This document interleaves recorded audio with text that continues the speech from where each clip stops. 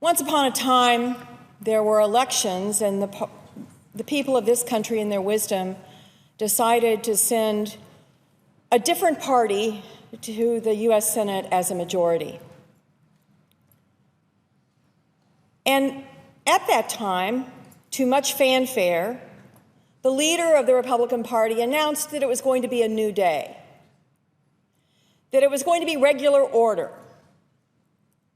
that there was going to be a budget, there'd be no filling the tree, that we would do individual appropriations bills. And most notably, the leader said that we were going to put in a full day's work. In fact, I think, my colleagues can correct me if I'm wrong, but I think he even talked about working on Fridays in Washington. Now, let me hasten to add, I know every member of this body, when they go back to their homes in their states, they work.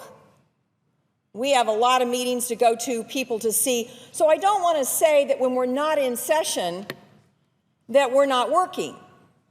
But the American people were told that we would be putting in more work in Washington. And by the way, it's not as if we don't have work to do. I remember month after month after month, all Fox News talked about was where was the budget? We had no budget.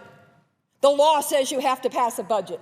The Republicans over and over and over again on this floor, on television, where is the budget? Where is the budget?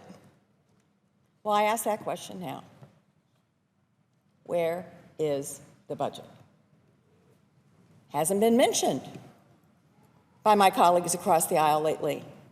I believe under the law, and my colleagues can correct me if I'm wrong, but I believe that it is required by law to be done in the spring, not during football season, and certainly not at Christmas time. The individual appropriations bills haven't worked out so well either. The only ones they've been interested in doing are the ones that don't tackle the tough problem of balance. That is, the balance between our homeland security needs and our defense needs.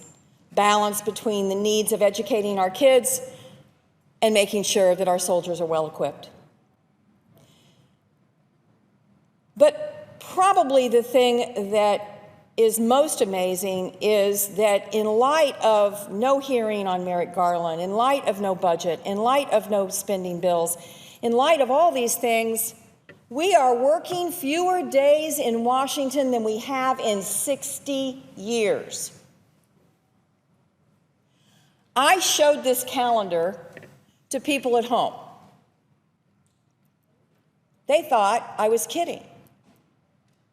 This is the calendar of our work schedule. Now, let me also point out that we've heard this week that the leader of the Republican Party doesn't even want us to work these 3 days, October 4th, 5th, and 6th. So mark a line through those, and the entire month of October is black, which means nothing is happening on the budget. Nothing is happening on a Supreme Court vacancy. Nothing is happening on oversight hearings. Nothing is happening on appropriations. Nothing is happening on Zika. Nothing is happening in Washington. Now, I'm just going to pause for a minute so anyone who has the C-SPAN bug can just look at this calendar.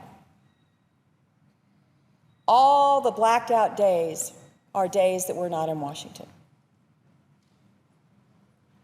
A full week plus in January, a full week plus in February, almost 2 weeks in March, another 2 weeks in May, another almost week in June, almost 2.5 weeks in July, no weeks in the entire month of August, didn't even work the full month of September. Now we're being told we may not even work any days in October, just working a handful of days in November, and there's a lot of business that has to be done by the end of the year, and obviously it looks like there's only a few days in December that we're working.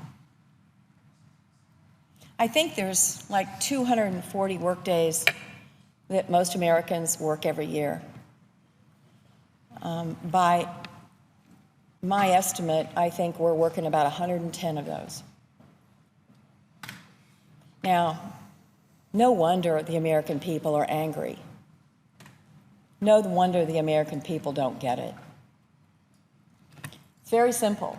Not only is the Republican Senate not doing its job in terms of setting history of not having even an up or down vote on a Supreme Court nominee, the Republican Senate just simply doesn't work. And I yield the floor to my colleague.